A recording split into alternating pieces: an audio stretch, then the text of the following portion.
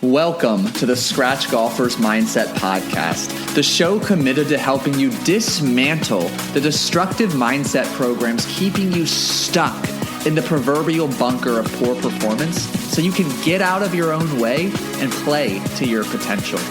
My name is Paul Salter. I'm a high-performance hypnotherapist and mindset coach with 16 years of experience helping thousands of individuals like you get unstuck.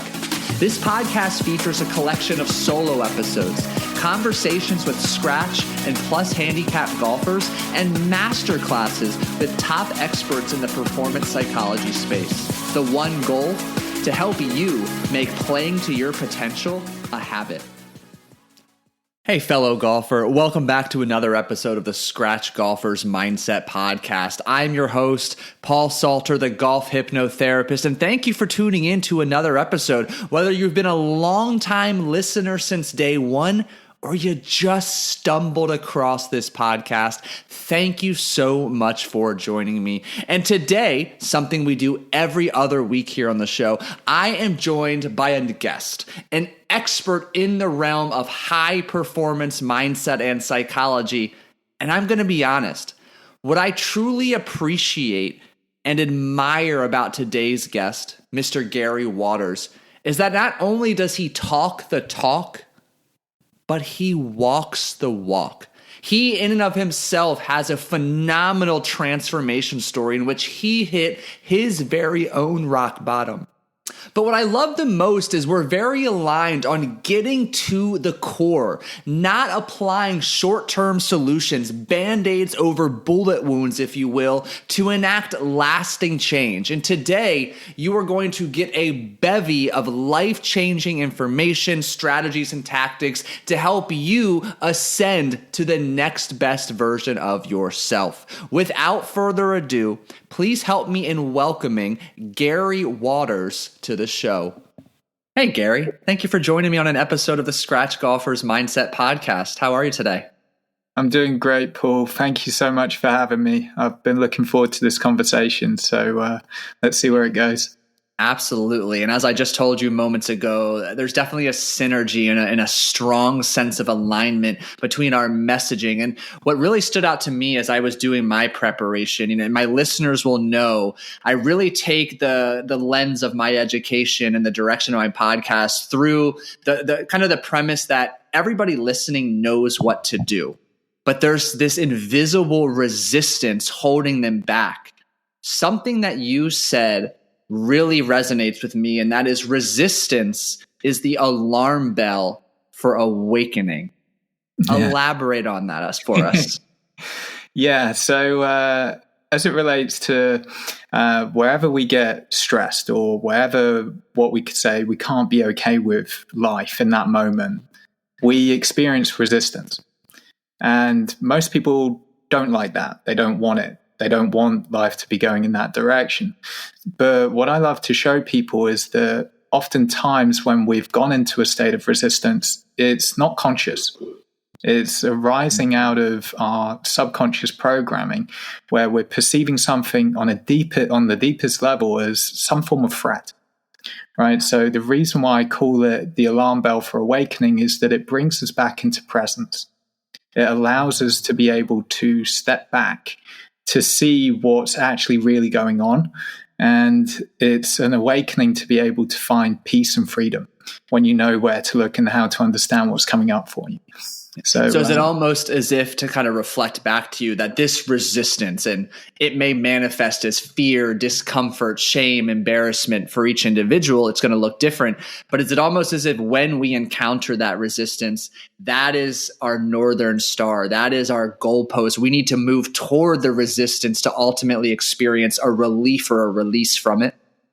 Yeah, what I like to think of it as literally the greatest gift that we can get, which is the complete flip-flop in thinking from, most people are like, no, I don't want this, right? And, I get into trouble because I sometimes swear on podcasts. Please swear away.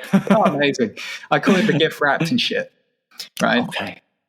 because, on the surface, it doesn't feel good. But if you know how to unpack it and how to reverse engineer, you get back to the gift that is underneath it.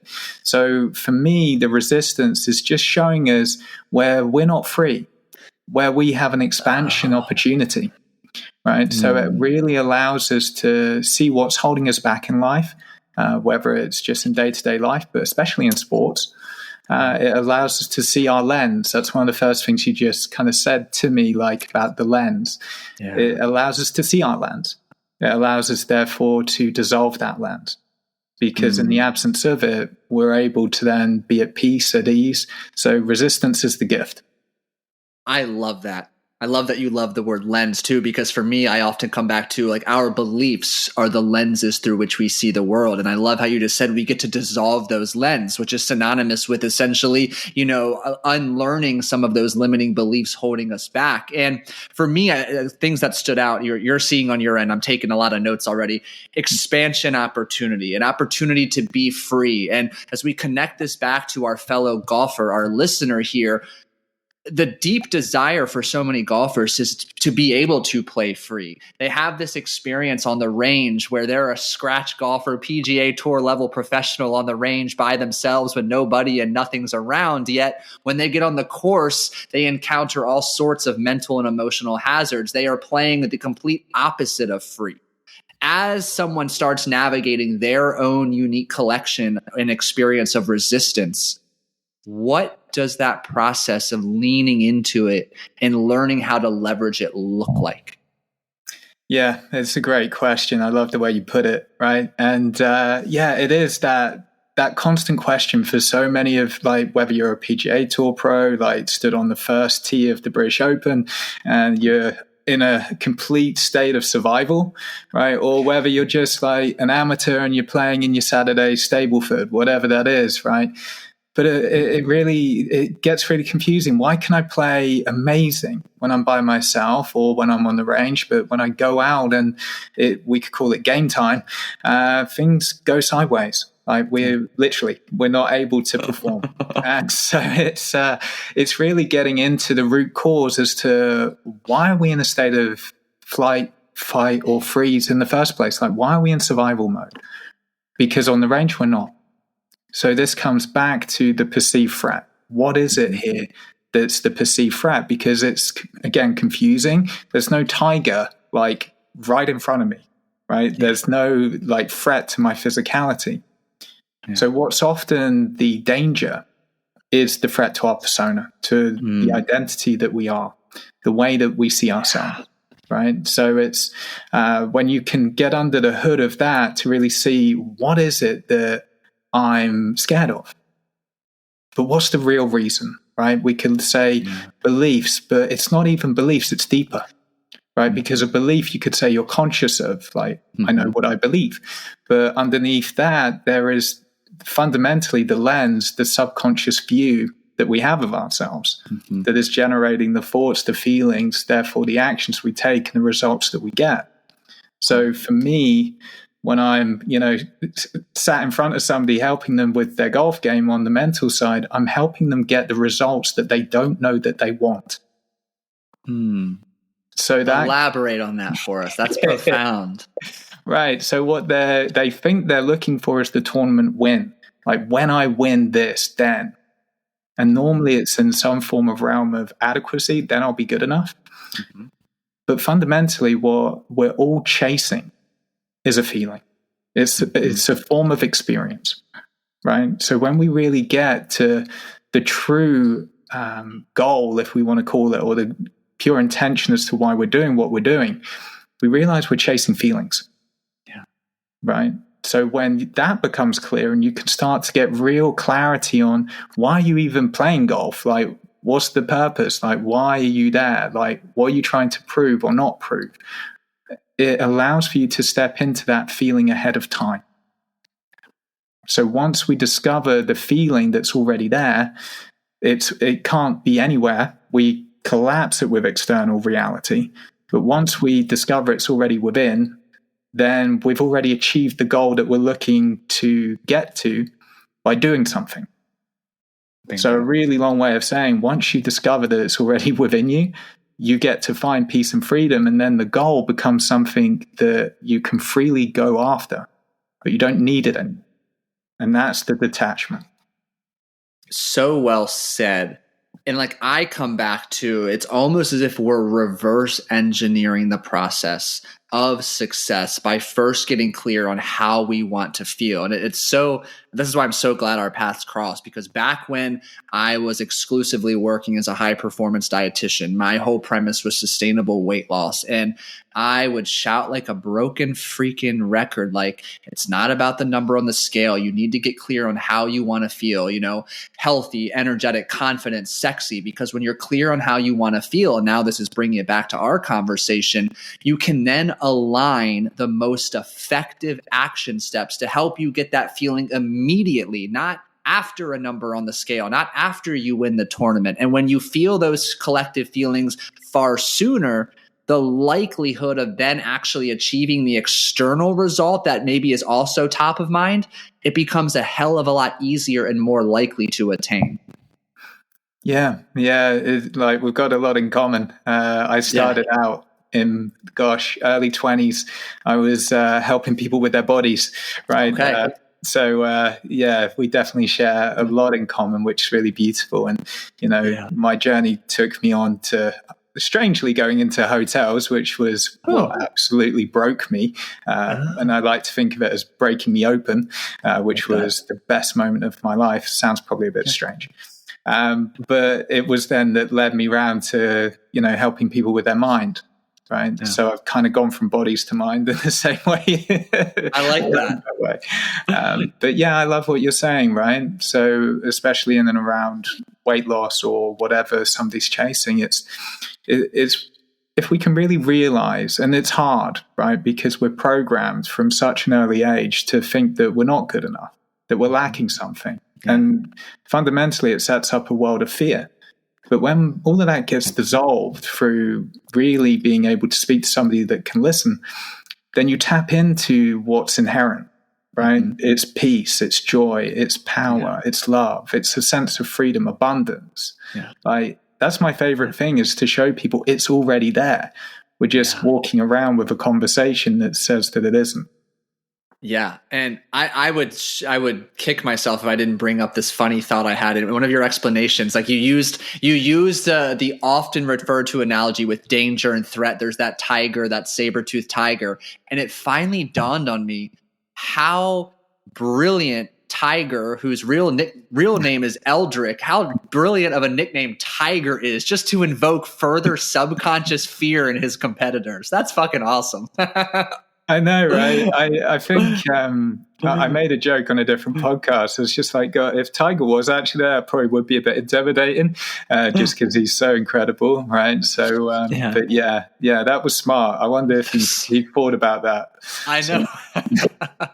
Now, carrying on in the direction of our conversation, I'm going to repeat back to you something I loved in some piece of one of your pieces of fantastic content that I think is our next step in this conversation, because we've talked about this theme, like we have all that we need and desire within. The goal, the process, perhaps even the game is peeling back the layers, dehypnotizing what society and our upbringing has conditioned us with. And something you said that stood out to me that's in line with this is the game then becomes not about fixing an externally perceived broken version of ourselves, but instead about starting the journey of true discovery within to reveal our true selves.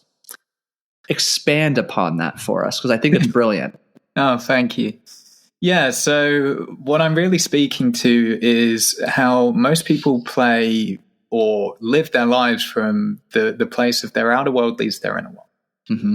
Right? So if I can control external circumstances, then I'll feel what I'm expecting to feel from doing that. Mm. But it's actually in reversing that and really recognizing that perception creates reality, right? Your perception is your reality. So it's our inner world, how our programming is set, that actually determines how we perceive a world that is essentially neutral, right? Which speaks into this threat. The threat is not there. The threat is within you. So if we can allow ourselves to explore that, which takes some courage, right? Then what can happen is you start to be able to shift perspective, and play completely free, or live completely free if people are into that, or at peace, right? So that's kind of what I'm speaking into there. Hey, really quick, imagine this. In a single calendar year, you drop your handicap by 6 strokes. You win multiple tournaments and shoot your best round ever. Oh, and you also win Player of the Year in your golf league. That's exactly what my client Luke did in 2024. In a matter of months, he dropped his handicap from an 8.1 to a 1.6. His secret, the only thing he changed about his game, he invested in mindset coaching and high performance hypnotherapy. And through our work together, he was able to conquer fear, release doubt and anxiety, calm his nerves, drastically turn up the volume of confidence, and finally start playing in attack mode. If you're listening to this show, I already know you've got the passion, you've got the work ethic, and the commitment to play to your potential. Now it's time to master the mental game to get you there. Use the link in the show notes below to book a mindset coaching discovery call with me today, and let's make playing to your potential a habit. How do we explore it? Like, I have my preconceived notions of what you may say, but I want to hear from you. Like, how does one embark on that journey of exploration discover and connect with their true, authentic selves? Yeah, beautiful question. And, there's different ways to do it. But for me, the way I do it is via language, right? I recognize language as code, and the code of our subconscious. So, when I'm speaking with people, like, I'm listening so carefully. It was what allowed me to pick up the fact that you said lens in like the first few words that you said, right? So I've been blessed to have some incredible mentors. And when I really realized the subconscious it is programmed in code in language, then that is my entry into hearing certain things so that I can really get people's reality and see that like our world, like our words create a world. And because I've learned how to listen into that, I can hear where people are trapped in a world that isn't necessarily true. It's their reality, but it's not the actual truth. Mm-hmm. And when people see that, like these different, what we could call subconscious codes, and they see that they're not true, but they've been living within them for years, they're able to dissolve them. They're able to let them go. And it can be super fast to actually discover that limited world they've been in. Mm-hmm. But it can take a little bit of practice to really integrate it. So for everybody listening, please further hear what Gary is saying. Words are so powerful. Gary, I harp on word choice all the time. I'm like, they're little emotional, energetic vesicles that help to kind of carry out your desired reality. And if, as you're alluding to, language is code. I love that. Words are your world, or they create your world. Like, there is so much power in your word choice. And for those of you listening who think Gary and I are nitpicking, getting lost in the minutia, it's because this is literally where the opportunity, the results, and the magic resides. So happy you shared that. Oh, thank you, mate. Yeah. I mean, it really is. It's, if I'm sat in front of somebody and they're like, I need to get this result. Like, I've got to do it. I must, right? Yeah. For me, I can just hear all of the pressure. Yeah. Right. Those are pressure words. Those are force-based words. Yeah. And the moment I can point that out to someone, they're like, oh my gosh, I'm in a container of pressure here. And that's just like a couple of words that they might just be randomly saying, or they should, or they shouldn't. Right. Yeah. And this is where we get into guilt. So it's, once you know the codes, it's like seeing that the body's like the hardware, right? But what sits within the hardware is the software. And the software is like our persona, our identity, or the ego, we could say, right? But that is a construct of code, which is language. And once you know what your code is, that's where you get to be able to let that go. And then in the absence of the code, well, you're just a free being. Yeah.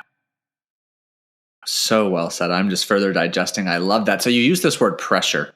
And as we specifically link it to our audience, there's this perceived pressure.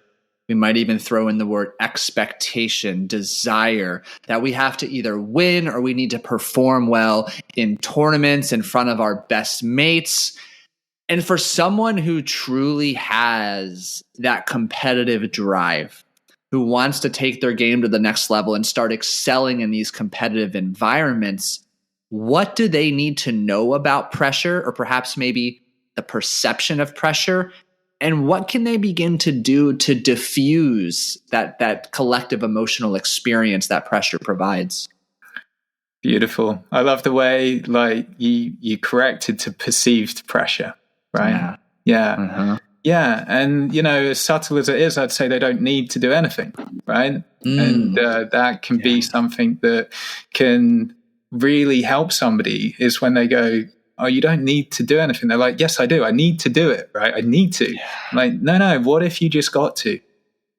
Even just explore, like, why do you get angry on the course? Or like, why do you feel like you need to prove yourself? It's just like, okay, that's cool. You can, like, you get to explore it, right? It's an opportunity, right? So like what I would be leaning into is like, why are they looking to prove themselves?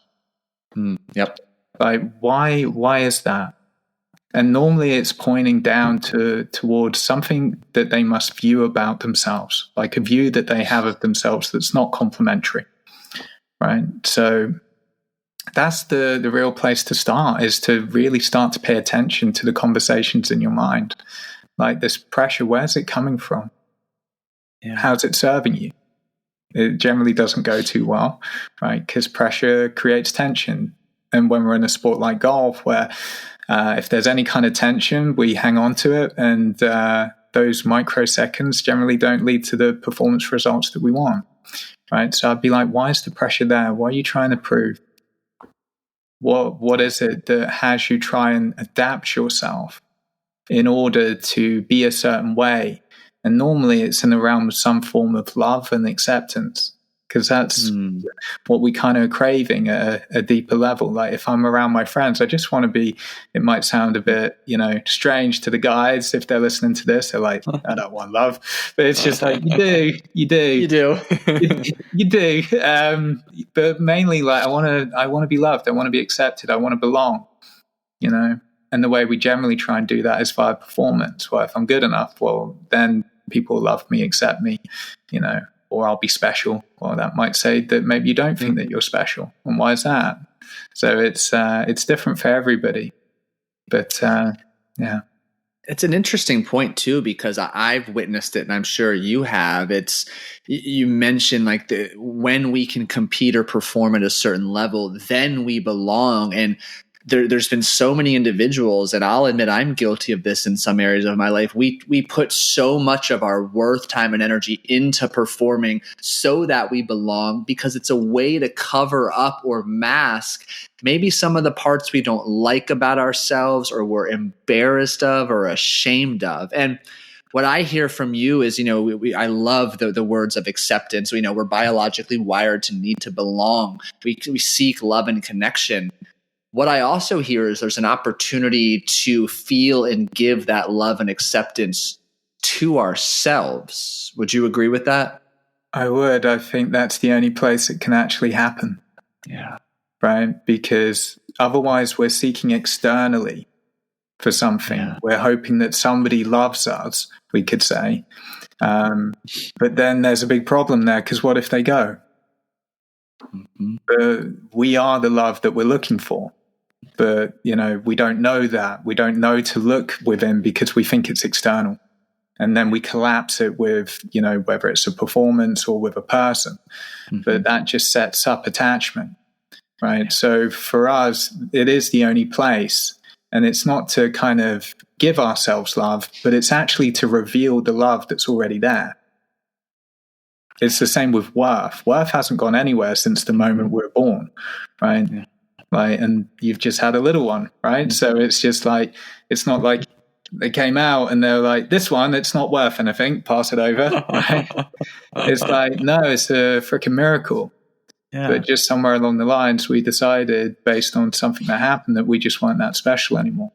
And, it was for myself getting bullied as a kid for being overweight. That was the precursor to going on this journey that I'm on now.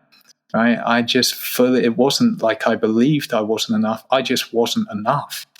Yeah. So the way I adapted was be perfect.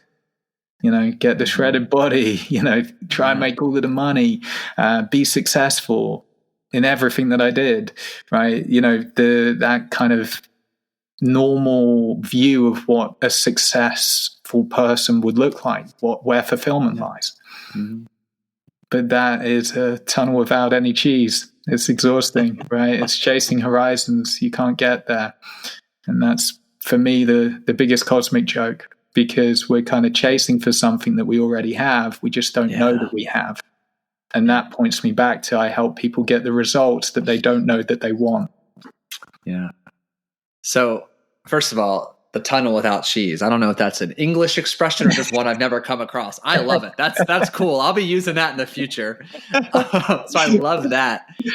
Second, I can't help but just think through our conversation, Gary, that all of us are just these hypnotized onions that need to be dehypnotized and have multiple layers pulled back to arrive back at what's been around the entire time. That love, acceptance, the abundance, the worthiness. So neat. Now, we're going to pivot here. It will, in my mind, come back full circle beautifully because of the natural flow of our conversation. But we've talked about, this external perception of reality and how it's what we're creating through the words, beliefs, and level of worthiness we currently feel that's disconnected or incongruent from who we are authentically and what we deserve. So I hear, as we go about life trying to appease others or operating with levels of conditioning that are not ours, we just picked up along the way, that invites in opportunity for suffering. And finally, hopefully, we do reach a rock bottom, a breaking point. I know you've alluded to reaching yours. I've reached moments of mine, even micro and macro moments that prove to be great teaching points and catalysts for growth. Talk to us about either your definition, your relationship with suffering, what it means, and how we can begin to have a more productive view and relationship with that experience. Yeah. So for me, suffering is different to pain, right? Pain we could associate with the body. Suffering I consider more mental, right? Yeah. And this is just generally down to the way that the mind operates. It's not a bad mind, right? But if we can start to understand its mechanics and how it uses history to inform future, it allows us to step out of psychological time, right? So for me, that's where all suffering is in psychological time. It's where we've got history that we haven't completed on. And because we haven't completed on it, it projects forward into a future that we then worry about, which makes it very hard to be the only place we really ever are, which is here, right? It's present. So, and that's what's going on a lot of the time for golfers or any kind of performance or just generally people in life, right? It's this mechanism of the mind that if it's left on autopilot and we haven't tidied up history, it's going to keep doing its thing, which is to try and save us. Mm-hmm. But it inspires so much fear, so much anxiety, and so much suffering, right? So if we're caught in history, we're going to suffer about what we should have done different, or we're going to hang out in the guilt, the shame.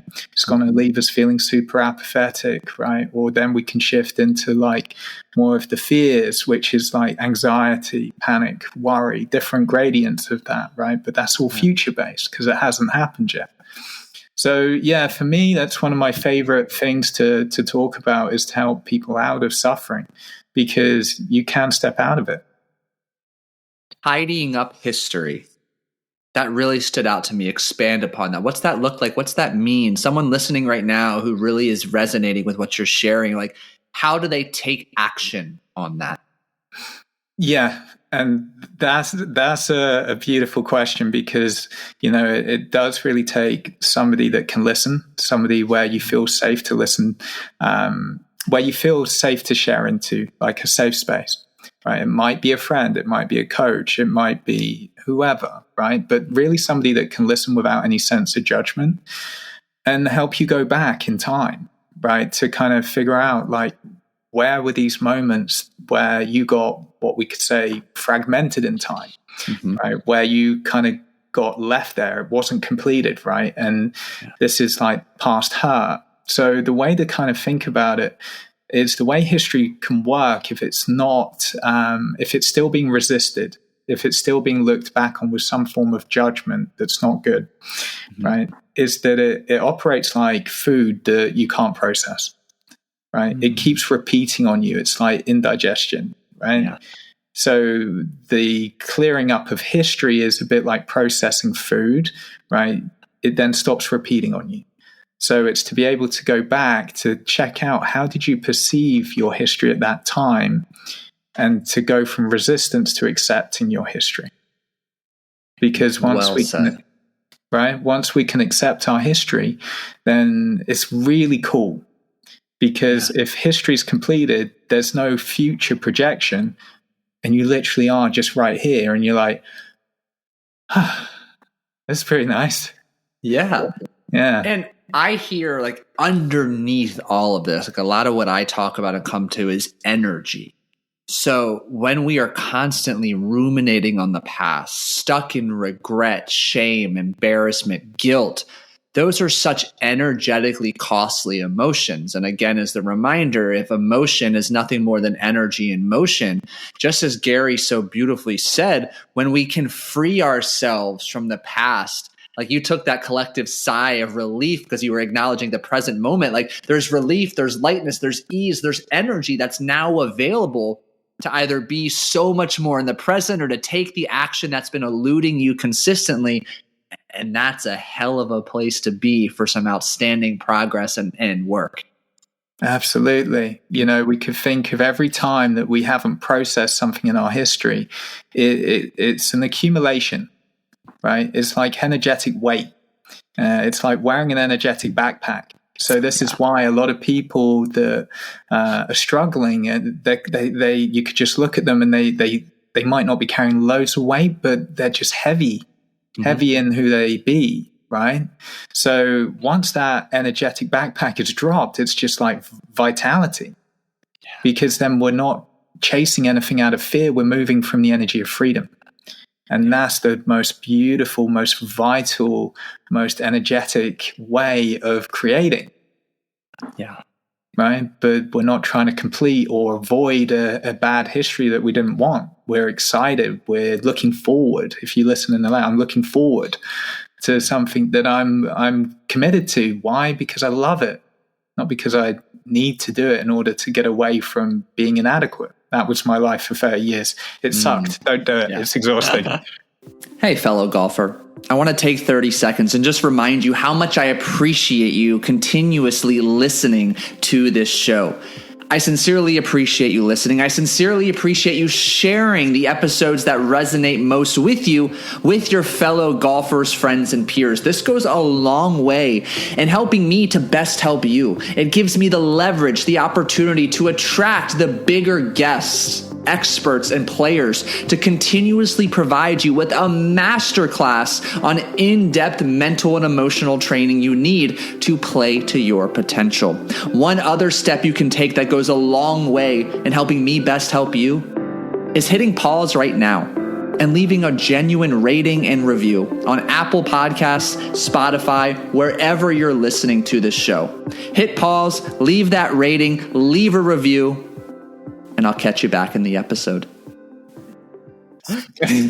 So to our listener who is struggling to forgive themselves in one aspect of their life, who in return to compensate for the mistake or the decision they made that is leading to them holding on to regret, shame, guilt, and is berating themselves, punishing themselves, what's the message you think they need to hear?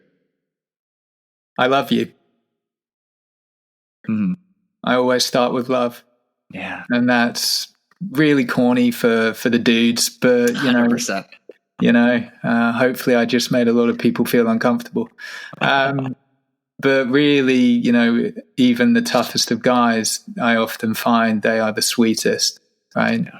Mm-hmm. The reason for the toughness is because they're hiding something, right? Yeah. And it's totally subconscious, and it's okay. So really, the I love you is like, it's okay. It's okay. Yeah. Is where I start. It's okay to be feeling how you're feeling. And then I would go a step deeper and just encourage them to investigate, is it really true that what they did was wrong? Because in my world, and this can be hard to hear, but it's just, my perspective, but we never ever do anything wrong. We never have done anything wrong.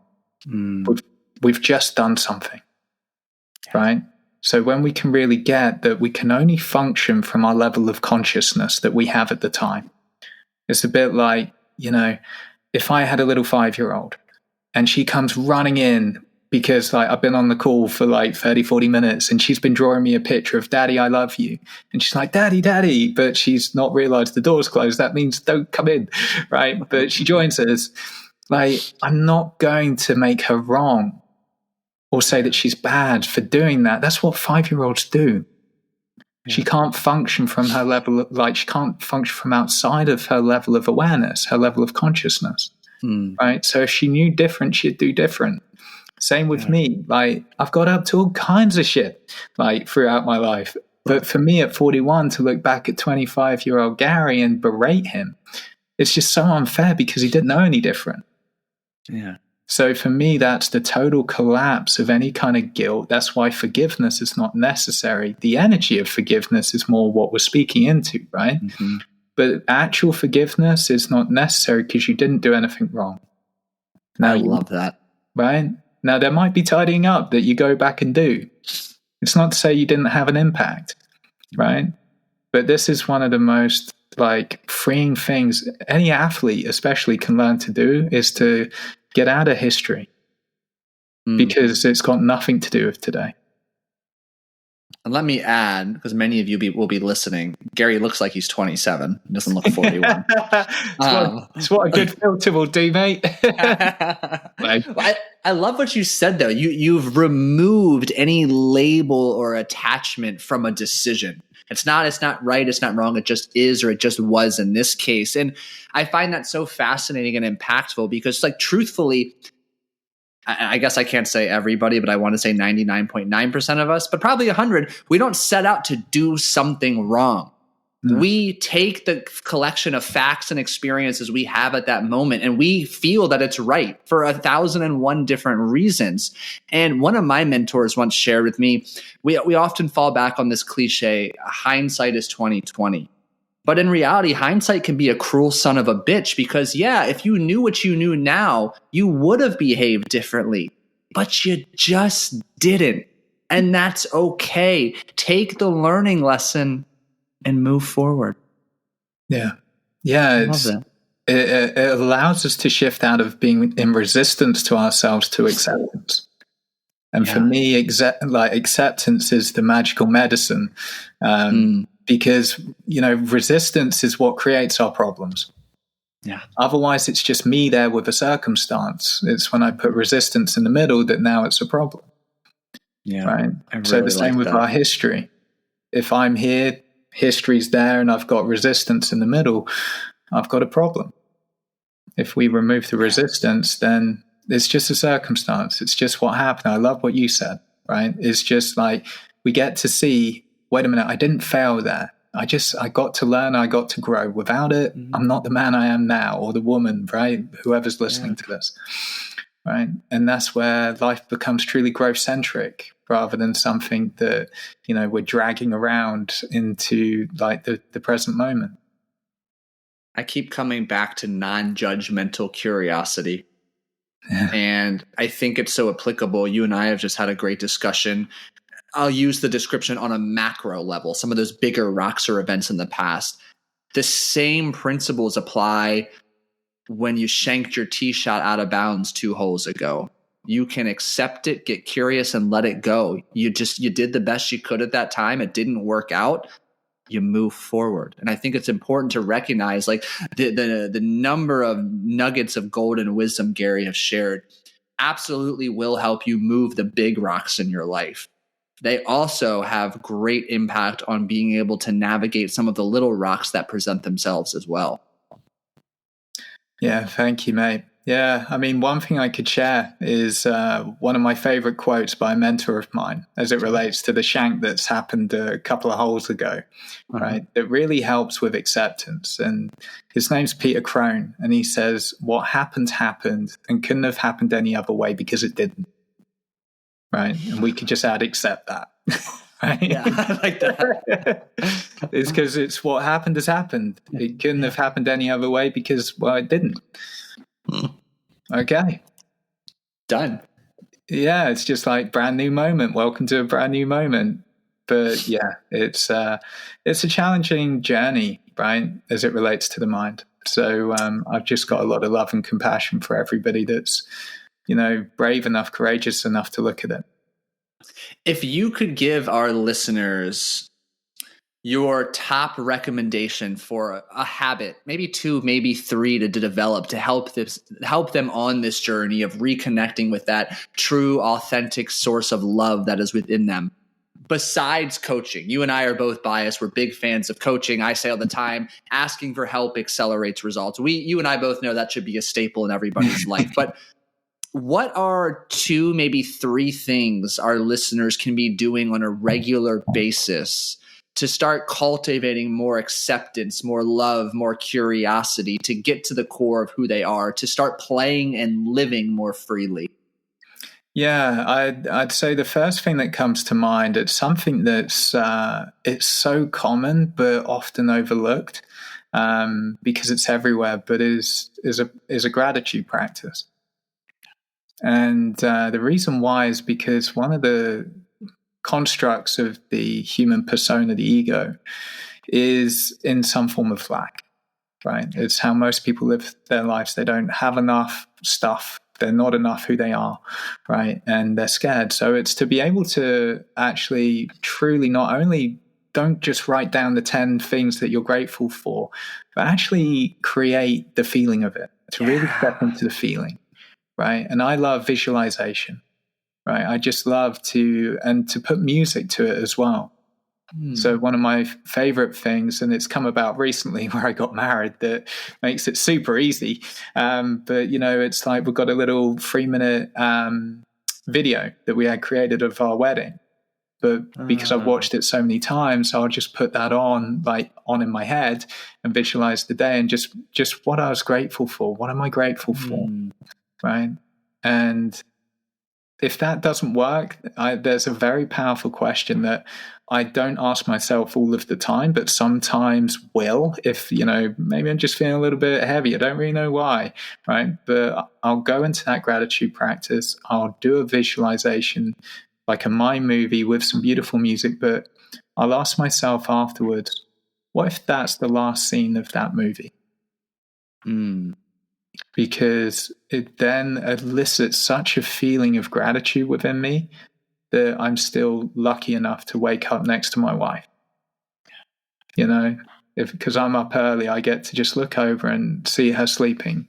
I get another day, right? Yeah. So it's I feel like I've won the lottery in that sense. And it doesn't have to be a wife. It can be anything that you're grateful for, right?